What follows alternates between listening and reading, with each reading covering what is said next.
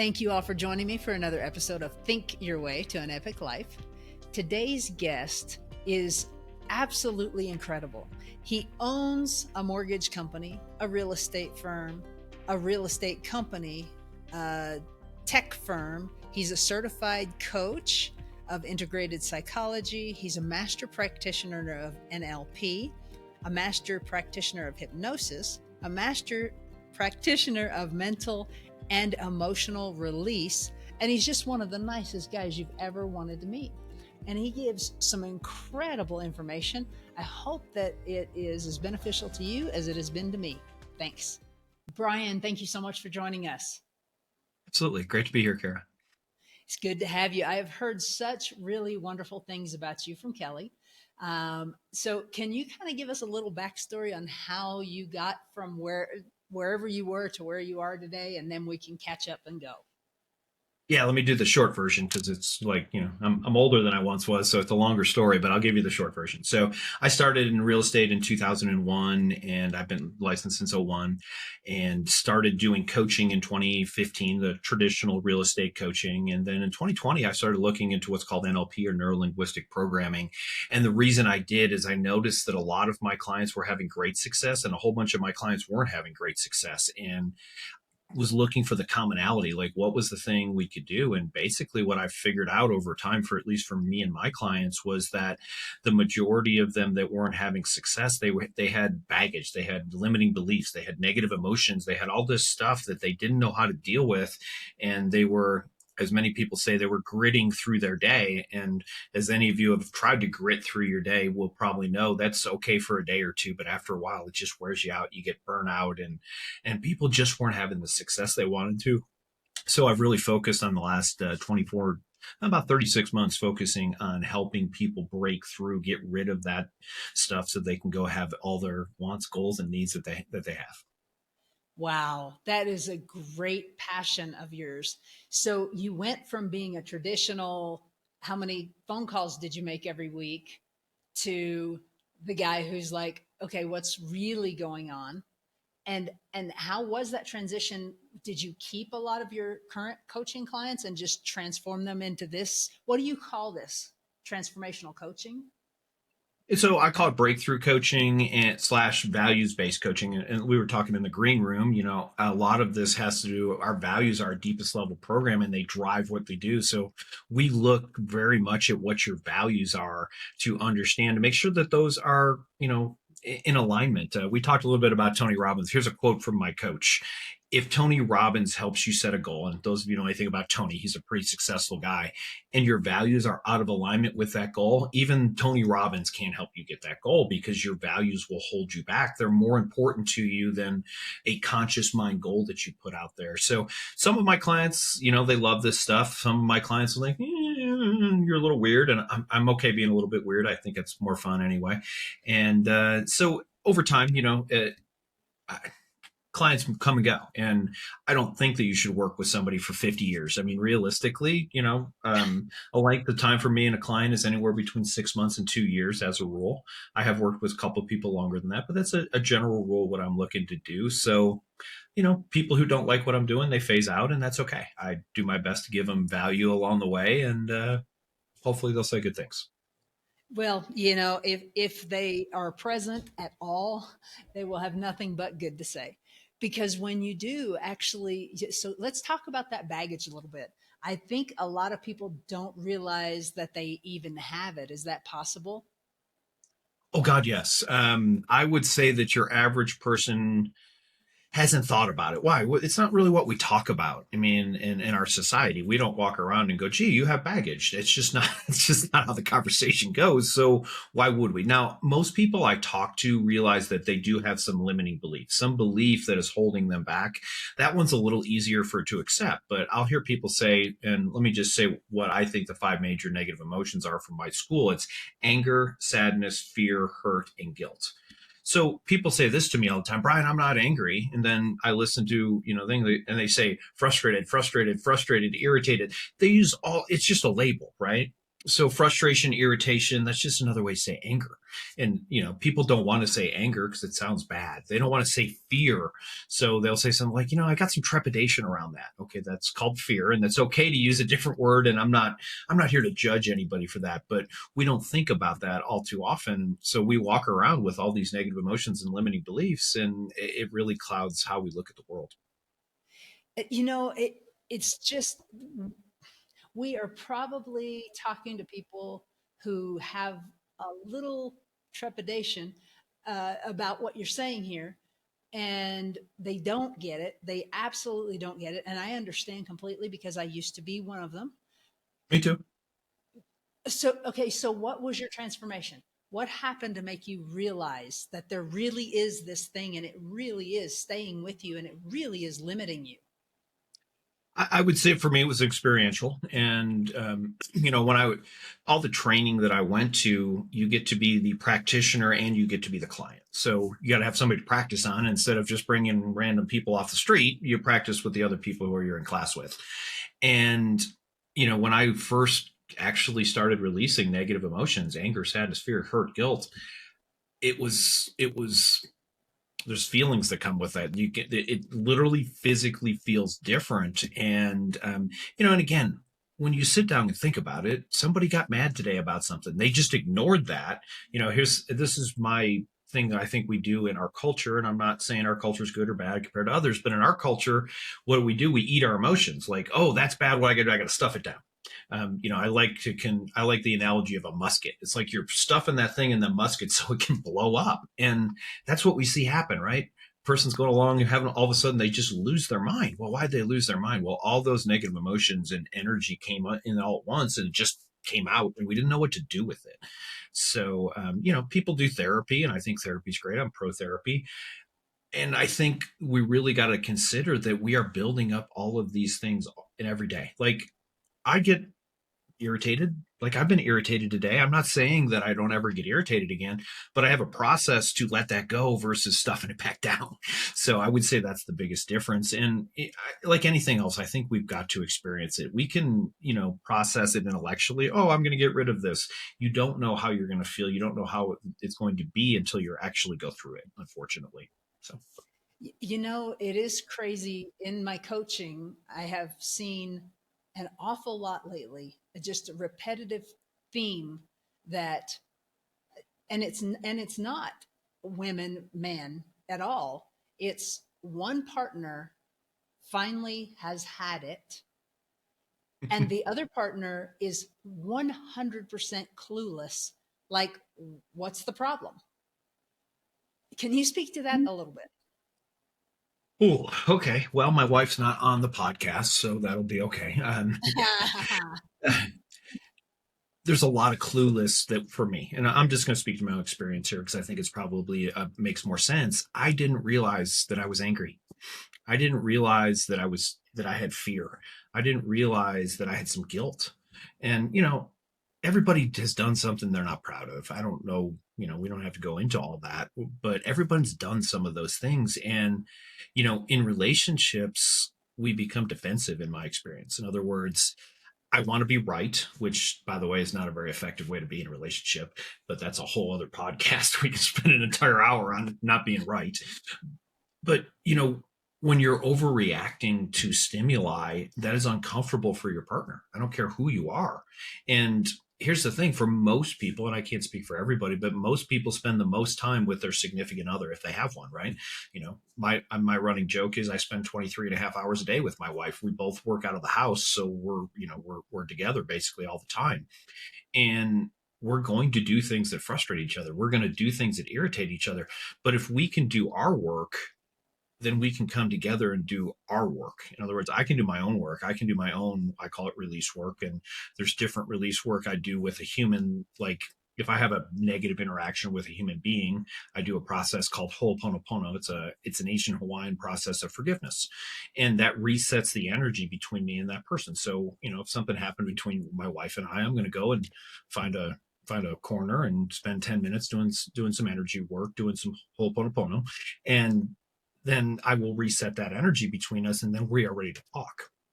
Most people just go headlong into, and I include myself prior to this. Don't get me wrong. It's not like I've done this for 100 years, but just go headlong into it and just keep beating up against the wall. Well, a couple of things to consider if you're a person who's having relationship issues. When you trigger someone else's negative emotions, you're putting them in fight or flight. Notice I didn't say conversate, communicate. You're putting them in fight or flight. And so maybe not the best time to discuss the meaning of life is when you're in fight or flight. You've got all these chemicals going in your body. And those of you who don't know about fight or flight, think about what those two words mean. The blood literally leaves your brain and goes to other parts of your body. Well, in case you don't know, you need blood. You need a lot of blood in your brain to make good decisions. So, having process to go through that and set yourself up in a way that you can then go come back and say, yeah, I understand your point of view. I get that, different things. It's really, really powerful. Here's a fun little thing that was literally life changing for me. It's how we store memories. So most people think if you have a memory of something you did when you're 10 years old, your brain's going back in time to when you were 10 years old and having that memory. It's not. It's going back to the last time you remembered it. So I'm 52 years old. If I remember something from 10, I've probably remembered that 100 times. How much has it been distorted over the last 40 years? And when I thought about that, I'm like, of course someone else is having a different experience than me. They're literally paying attention to different things than I am. Part of NLP, we believe that, and there's based on a book. He's done a book, guy named, I'm going to screw this name up, Mihai Csikszentmihalyi is the name of the book. Flow. You did Flow. good with his name. Oh, thank you. So flow talks about 126 bits. What does that mean? That means in any given second, I get 126 bits of information I can process consciously. I don't suggest that you go ahead and remember that number if you're like, I can't remember that number, but remember the contrast. The contrast is 2 million. So in any given 1 second, I process 126 bits of information consciously and 2 million unconsciously, which means you and I can literally be sitting on a park bench next to each other having completely different experiences because I'm paying attention to this 126 and you're paying attention to this. I've heard it said like this: imagine standing in a phone booth, dating myself with that one, but imagine standing in a phone booth and 2 million toothpicks are pouring down on your head. You reach up, you get 126. How much did you miss? And that's what happens, in my opinion, a lot in relationships. We literally think we're having the same experience as the other person, and we're not. So, And perspective is reality. yes. It's not your reality, but it is their reality, and it is very real. And so you're arguing about the sky being blue or purple, and you're never ever going to agree on it, and that's okay. Because if Yeah, you're you're both right. one of you wouldn't be necessary, right? Yeah. Yeah, Oh my gosh. Okay, so who what kind of person do you want as a client? Who is a good client for you? my ideal client starts with a very simplistic thing, and I think most coaches would say this, but my ideal client is someone who's open. So, you heard me say the word Ho'oponopono. That's Hawaiian. I do a lot of Hawaiian energy work. So I want someone who's open to that. Now, do I have to do that? Do I have other tools? Absolutely. But I want someone who's open minded, someone who's going to go, you know what? I got exactly where I got by thinking exactly the way I am. I need to do something different. So, that's my Einstein quote. The thinking that got you here is not going to get you to the next level. So you have to change the way you think and believe if you want to change. And most people try and fix the same problem with what got them to the problem. So I'm looking for someone who's open-minded to that, and then ultimately someone who's kind of stuck. And by the way, when I say stuck, I'm not saying you're not super successful. Like, a lot of people are really successful, but they're stuck. They're like, I'm here. I, I use this analogy. I climbed to the top of the mountain and went, oh crap, I wanted to be on top of that mountain, or you just get to a place where you're just like, I want something else. This is great. I got plenty of money. I got plenty of time or whatever, but I'm not getting that fulfillment. And so I'm looking for people who are looking to break through wherever they're at and get to the next level, whatever that is. We all can define that differently, but that's really my ideal client. Just someone who's open-minded and really wants to break through and get to the next level. So tell us a story about a client like that. You don't need to give a name, of course, but somebody who probably was like, I'm not sure if I should do this. And then what happened? Yeah, let me think of the best. So, I worked with a woman. Again, I don't have permission to share her name, so I won't. But I worked with a woman, and it was kind of an interesting thing. We were working together for a while, and she literally told me at one point in time, she said, "My husband and I haven't really spoken in 6 months," and she'd kind of held that at bay. And so we dug into that. In essence, what they were doing is they were kind of like we were talking about. They were both being right. And so through a process, I used Ho'oponopono. Ho'oponopono is about forgiveness. So I got to forgive. We have to have forgiveness here.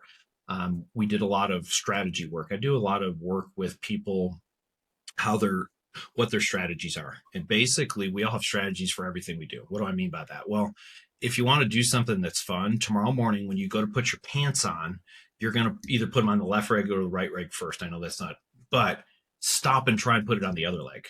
That doesn't seem like it should be hard, but we are pattern machines. Our conscious minds are very much a pattern machine. So put your leg on the other, put your pants on the other leg. I wear contact lenses. I always put my left contact in first. And if for some reason I open up my right contact, I feel uncomfortable because we have strategies. So we looked at her strategies, and her strategy for communication was basically come in hot. Well, that wasn't really working very well in them. So we went and we literally scrambled the first strategy, created a new strategy so that you can do that. We also had some issues with getting out of bed, which is not atypical. You hear that all the time. I'm tired. I snooze bar, and the snooze bar is just a strategy. So most people are looking, if they hear the snooze bar, they hit the snooze bar and they wait 9 minutes and they do it again. They get in this rhythm. It's almost like a dance with the snooze bar. So we go through a process to scramble that. So instead of snooze bar back to sleep, it's snooze bar. Oh, I've got to get up. I've got to do this. I got to do this. And you install a new strategy. So tons of stuff with strategies, and strategies are really powerful ways to help people look at what they're doing and do it differently. Because again, we're doing so much of this stuff unconsciously. We don't even realize that we're doing it. If, believe it or not, people run the exact same strategy for everything that they buy. So, like, some people have a buying problem. And I mean, literally, like, if you have 27 toasters in your living room right now, you have a buying problem. So, QVC, Right. it's an interesting thing. But literally, all you have to do to help that person, they have what's called the VK synesthesia. In other words, they see a thing and they love the feeling of it, so they just buy it. They don't have a step in their strategy that says, "Do I need it?" So, which is a really powerful thing. I've been accused of being a shiny object guy. I like to try new things, and I sometimes I have to. I've adjusted my strategy to go, is this the highest and best use of my time and my money, versus, hey, let me just try the new thing and see how it works. So those are things that, one of the things that I've figured out is I've got only so much time, and I know that that's not a big stretch, but we can't become masters in everything simultaneously. There's just not enough hours in the day. So, Right. Absolutely. long And we story don't. about that woman, though. Her and her husband are in a much better place, and they're doing significantly better. And one of the things I think a lot of coaches miss is that if I'm a train wreck in my personal relationships, me talking about going selling real estate may not be the easiest thing for me to do right now. So, yes, do I focus primarily in career and personal growth and development? I do, but sometimes we have to work on relationships. Sometimes we have to work on family. Hey, my kid comes home every day drunk from school. Okay, and I don't feel like working because that's more important. Okay, let's work through that. Those are things that have become really important. I think it's imperative, absolutely imperative. Everyone should have a coach, and guys, you should have multiple coaches for multiple reasons. That Tiger Woods was the best in the world, and he had 9 different coaches, and none of them were better than him. And so, why would you? Why is it important to get a coach? Why is it important to get a coach? You and I were talking earlier about people creating parts. What is a part? Basically, a part is something inside of your unconscious that's saying, hey, you should do this. And then there's another part saying, hey, you should do this. And they're in conflict, right? And I was on the phone call with my coach one day, and I was talking, blah, blah, blah, blah, blah. I don't remember what I was saying. But when I stopped, he said, should we do a parts integration on that? And I said, on what? Like, I do this for a living. Like, I reckon. And he goes, you just said part of me wants to do this and part of me wants to do that. It's a pretty good indicator that you have a part. And people say it all the time, and I didn't hear it. So it's great that you have somebody else kind of listening to what's going on. They have an outside perspective. Again, from our conversation, I believe that emotions are a big part of what drives our actions, and they're emotionally detached. At least they should be. And if your coach is emotionally detached, he or she can look at it and say, you're missing this, you're missing that. They have an objective view on what's going on in your life versus you. You're in it. It's important to you. It matters to you. It's, you know, how many times have we held on to those things that are, we look back at them 6 months later and go, oh, why did I hold it? That was ridiculous. But a coach can see that. So that to me is, in a nutshell, why you'd want to coach, because somebody who can see the things about you that you can't see on a regular basis. And then obviously you need someone who's got good tools to help you get to the next step and next level there, because it's not just identification. Then it's about, do I have process to move forward and get to where I want to go. Right. People do need to understand, step by step. And one of the best books out there is Atomic Habits because it plays on what you talked about. And you said we are such creatures of habit. And, there was a woman that they refer to in this book that changed the eating habits of an entire hospital and never said a word to anyone. Never said you should drink more water and less soda. She just moved where it was. And people didn't just go, oh, I have to have the soda. And they could have found it, but there was a water. It was convenient. It's just a habit. They probably didn't even remember picking up the water, like you said. Have you ever driven home and thought, how did I get here? Habitual. We are creatures of habit, and we need to use that to our favor. And that's where a coach can really come in. Yeah, well, we talked about 126 bits versus 2 million bits of information that we process in any given second. We delete generalized and distorted information that comes into our brain, and that sounds bad, but it's actually good, because if you took in every one of those 2 million bits, that's called going crazy, because you can't process all of that consciously. Our brains are not designed that way. Maybe over evolution, maybe 10, 20, 100 years from now will be different, but currently, if you give me 2 million bits of information to process consciously, I can't. So what do we do? What we do is we create patterns, and then we also chunk things together. So another book talks about chunking, and chunking is basically taking small tasks and making them into one. The easiest example of this to me is driving a car, because you brought that up. Driving a car, when you first got in and drove a car, you didn't have any idea. You were using, basically, you have about 7 chunks of information you can process in any given moment. You're using all 7 because you're like, I got to put my seatbelt on, I got to turn the radio off. Now you get in a car, and before you know it, you're home. You don't even know how. Well, because those 7 chunks became one. We just call that chunk driving now. And that's where mastery comes in. We get what's called unconscious competence. I believe that you and I and most other people are unconsciously competent about driving a vehicle at this point. Maybe not a 16-year-old who's driving for the second time, but those of us who've been doing it for a couple of days, right? Yeah, a day or two. Yeah. Okay.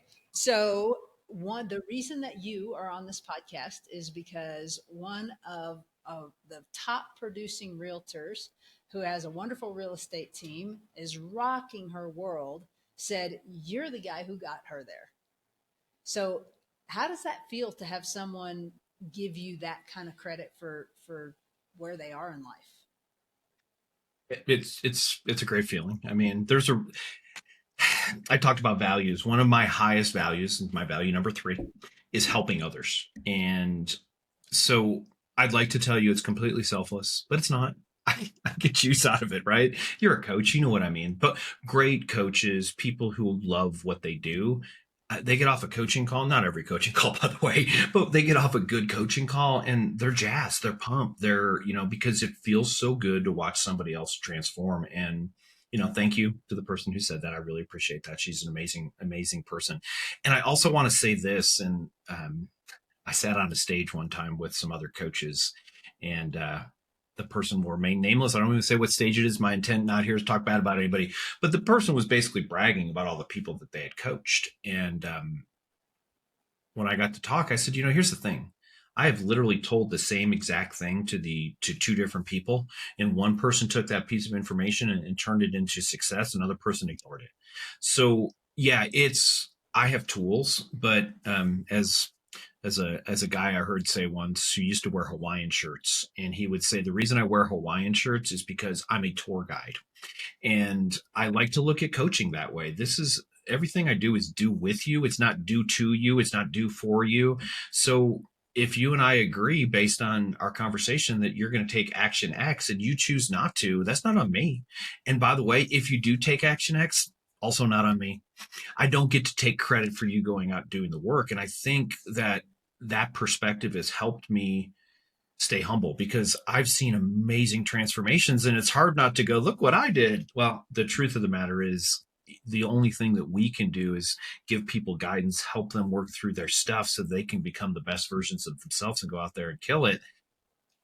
They still got to do the work though. Like, if they don't do the work, no matter what I say, no matter what insights I have, they're not going to get there. So, um, yes, I have been a guide for that individual. And the reason that she's got where she is because she did the work.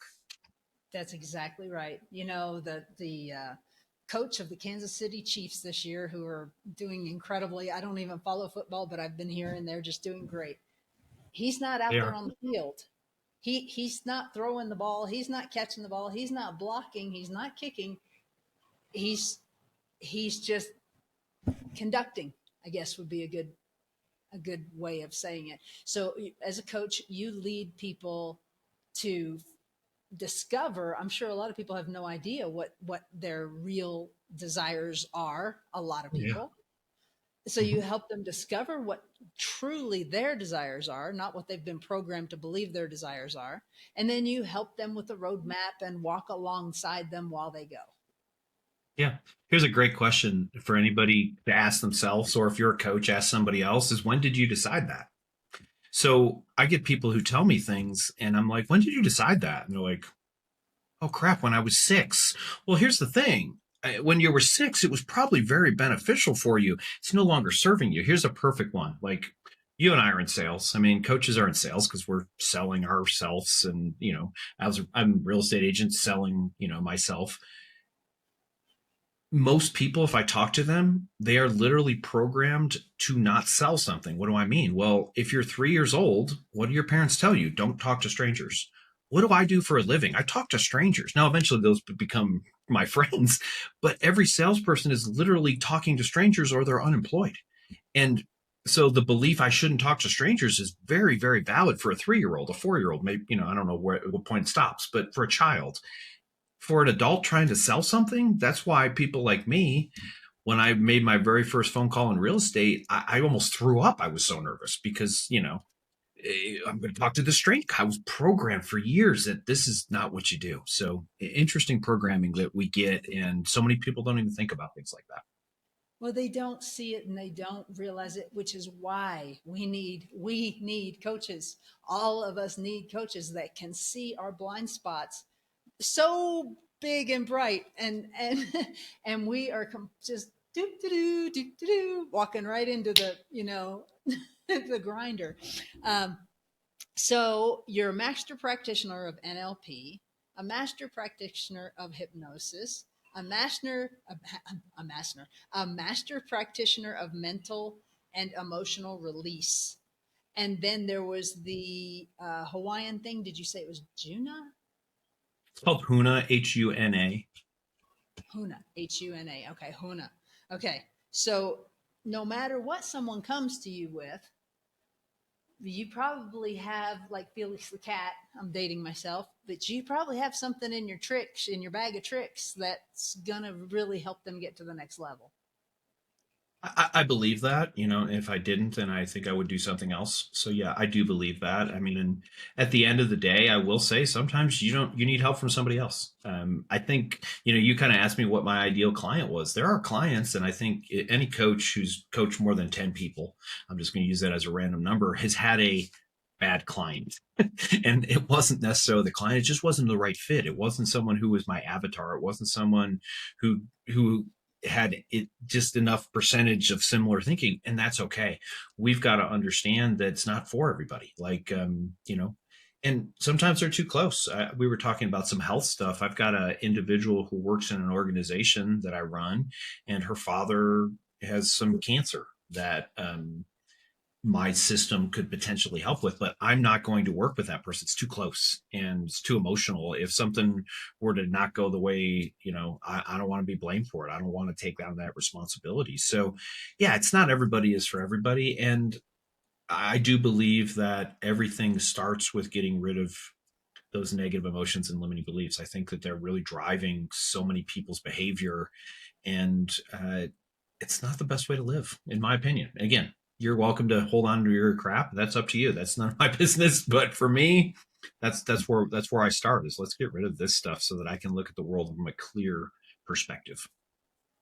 So this is a question I have never asked a fellow coach. I've never thought about it until you said that.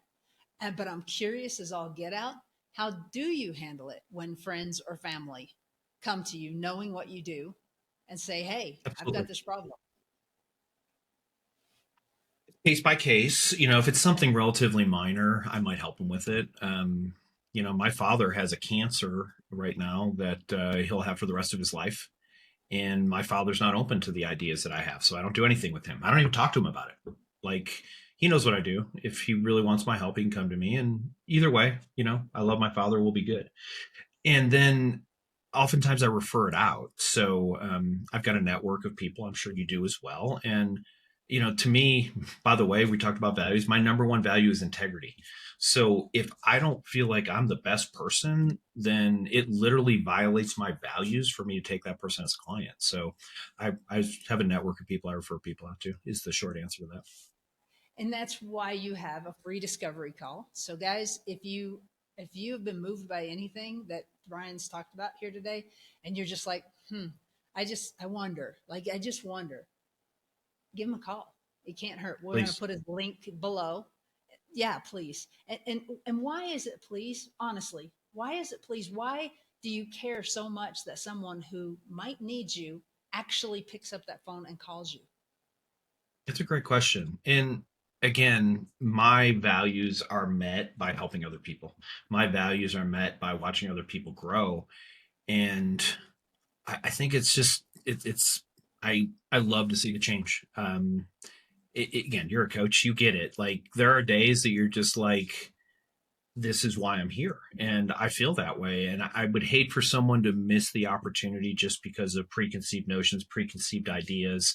And again, if I talk to 10 people, I maybe work with one or two of them. It's not like my phone, I don't have 50 coaching clients. I don't want 50 coaching clients. That sounds horrible. I got to sleep some of them. But I want to work with people who are a good fit. And like my coach works with 5 people. That's it. He won't work with any more than that, and that's great. I work with more than that, but he has other things going. And so, just take the opportunity. It's free. I promise you that if you resonated with anything I said here today, that worst thing that happens is we have a good conversation. I get to meet you, get to meet me, and maybe I refer you to somebody, maybe you refer me, maybe you worked. I don't know, but we don't know until we actually, go through that process and take that first step. And I think all too often people get paralysis through analysis. They're, well, this person, if just try it. It's free. It's not like I'm not gonna send you $1,000 bill for having a conversation with me. It's free.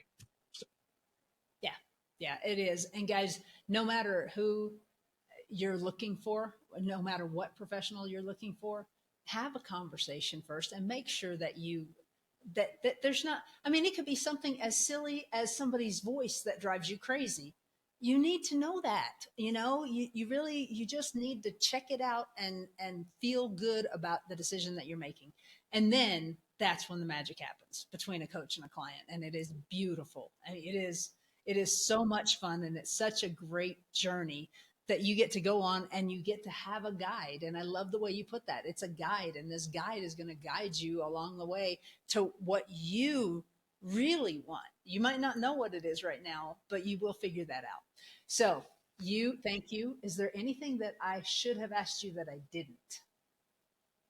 a great question. Is there anything you should have asked me that you didn't? That I don't think so. No, but I'll just say that I appreciate the opportunity to be here, and I appreciate coaches like you and other people who are out there just trying to make the world better, because we talked about that. And I will challenge everybody to say this. both of us have been at Keller Williams at one point in time, and I think you're still there. I'm not. But one of the things that I like is one of the bold laws that's very simply states that your business grows as you grow. Notice it didn't say your business grows, then you grow. It's just as you grow, your business grows. And so there are so many people I see this, and I'm in a bunch of online groups. I'm moderators for different ones, and I see this all the time. Should I get a coach? And the people who don't have coaches come, what do they come on saying? Oh, you don't need a coach. You don't da da da da da. And they say, get somebody to mentor you inside of your office. Well, that's your competition. I'm sorry, and we can talk about abundance and all that kind of stuff, but most of the people inside of the organizations that I worked in, they didn't want to give me all the secrets. They didn't want to, they're not going to put that kind of time and energy into you personally, not because they're bad people, but because they're running their own business, because they're not trained as a coach. They're just some people, good people being successful. And I'm not saying you can't get good advice, but that's not what coaching is. Coaching is figuring out what you want, not what somebody else wants, what you want, finding out what's holding you back from getting it, making those changes, and then going out and going after it. And if that's what you want, that's what a coach is. Again, there's a lot of good mentors out there who will give you a system, do A, B, C, D, E, F, G. If you're looking for that, don't call me. I'm not interested in that. I've done that. It makes me want to fall asleep now. But if you're interested in other those type of things, the more you want to grow and become I say this all the time. My goal every day is just to be a better version of myself than yesterday. And I you don't love notice that. it day to day, but you look back 6 months and you're like, holy smokes. So, Yeah, no doubt. Yeah, in Green Lights, Matthew McConaughey said somebody asked him who his hero was, and he thought about it. He said, "Let me get back to you." And he came back the next day and he says, "Okay, I know who my hero is." He said, "Who?" And he said, "It's me, 10 years from now, and every day it's going to be me 10 years from now." Isn't it? It is, and it's so much fun. It makes life quite an adventure. Okay, my last question is, well, actually, I've got two. One, book, books, podcasts, anything that you think people should listen to? oh yeah. So many books. So I'm going to cheat. I'm going to pull up my list of out of Audible. I have to admit I don't read a ton anymore. I Audible Oh, a me ton of too. stuff, and so let me just look at my library real quick. Anybody who's having any health issues, I would suggest they look at a book called The Divided Mind by a guy named Dr. John Sarno. Great book. If you're looking for language stuff, Exactly What to Say by Phil Jones is a great book. It's basic language patterns and he shows you how to use them. I think there's a version for real estate agents. I haven't read that, but I've actually taken what Phil teaches and I actually tweak it for real estate. And then of course him and I think it was Chris Smith tweaked it for real estate themselves, which is great. Atomic Habits, you mentioned that. Love Atomic Habits. Really good book. And then, honestly, there's two other books that I think are really critical. Emotional Intelligence 2.0 is a book that I think everybody should read who's in any kind of communication at all. In other words, if you have to communicate with somebody at any given level, that's a great book.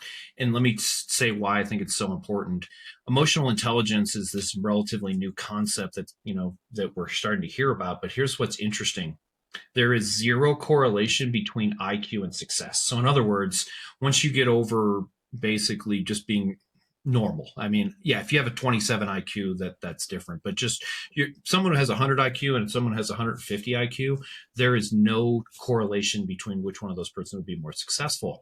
The flip side to it is emotional intelligence is directly linked to success. So people who have higher emotional intelligence are having higher success. So trying to figure out how to deal with all of that is super powerful.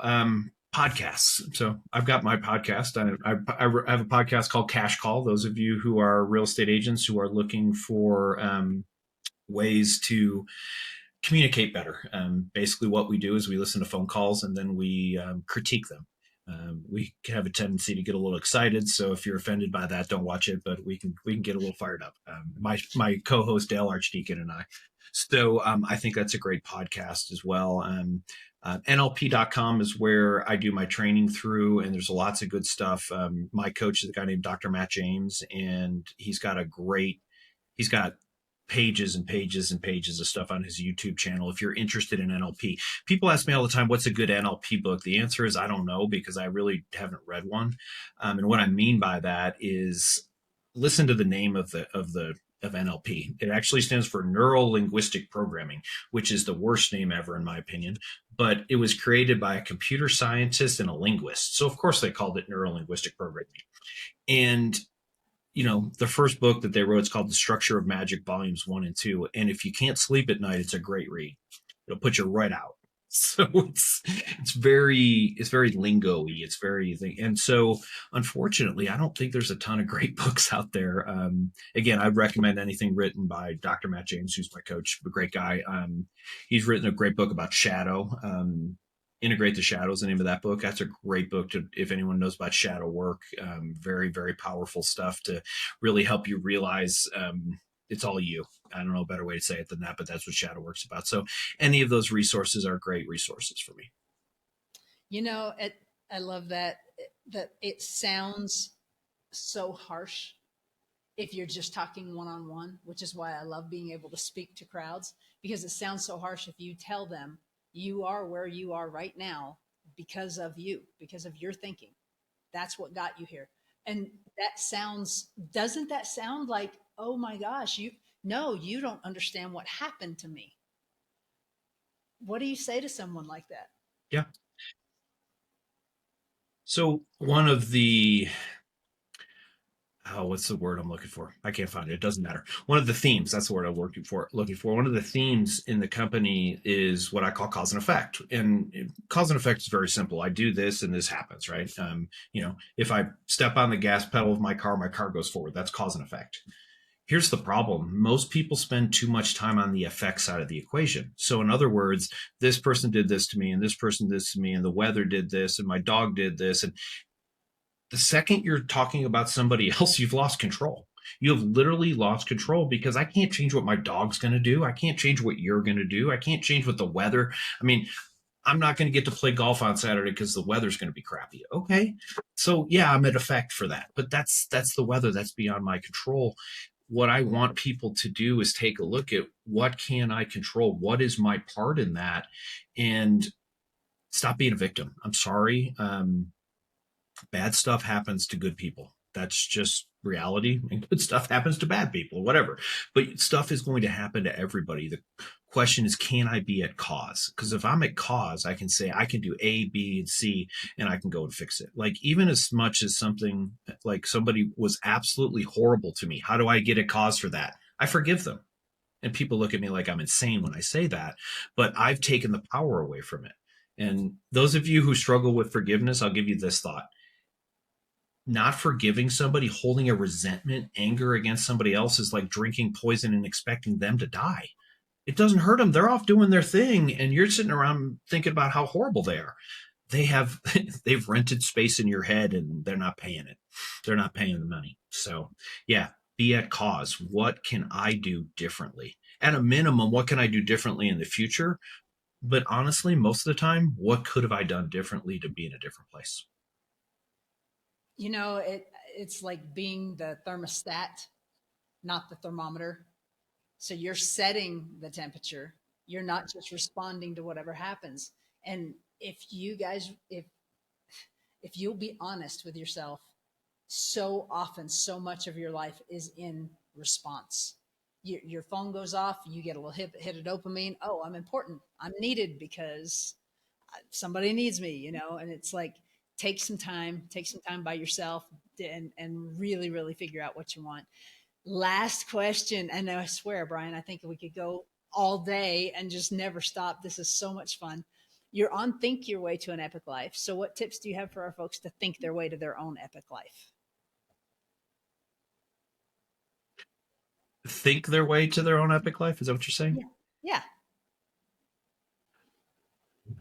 Okay. So your conscious mind is the captain of the ship. And that's the way I like to look at it. Your unconscious mind is the crew doing all the work.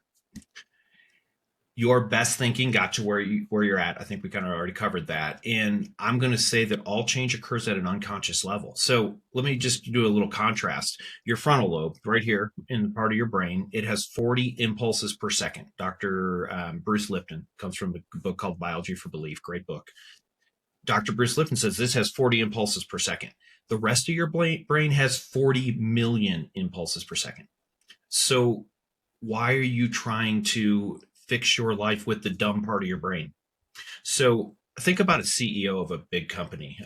I don't know what company you want to think. Keller Williams. Let's take Keller Williams. Gary Keller is this. I don't think he's the CEO. He was a CEO at one point in time, but he's the guy. Somebody's at the top of that company making choices and decisions.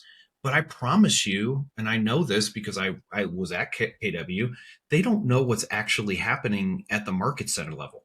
Well, guess what? The market center level is where the money increases or decreases, where the values happen, where the culture happens.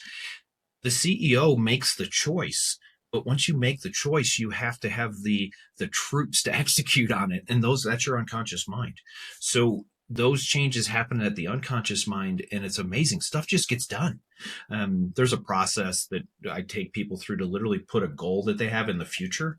And one of the times that I did that, I was struggling getting a project done, and I said, okay, I got to put my own goal in the future, even doctor, heal thyself, right? So I did that, and I swear to God, I got up on Monday morning and I couldn't not do the work because my unconscious mind is like, "Hey, we said we want this. We're going to do it," and it'll take over. And we've all had that in a good way. We've all had that in maybe not such a good way when our conscious mind goes, "Do this thing that isn't good for you." But yeah, if understanding that things occur at an unconscious level, and stop trying to fix your life with the dumb part of your brain. How about that? I think that is the boldest, most beautiful thing I've heard anyone say.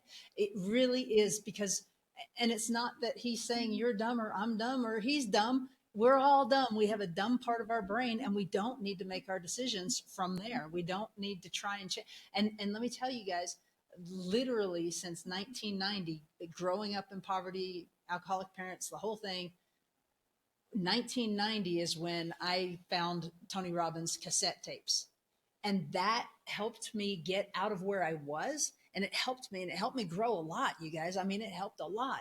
But it wasn't until I really did the work of getting rid of the baggage that all of me integrated into a very happy, healthy person who's constantly growing and does not have it all figured out. Yeah.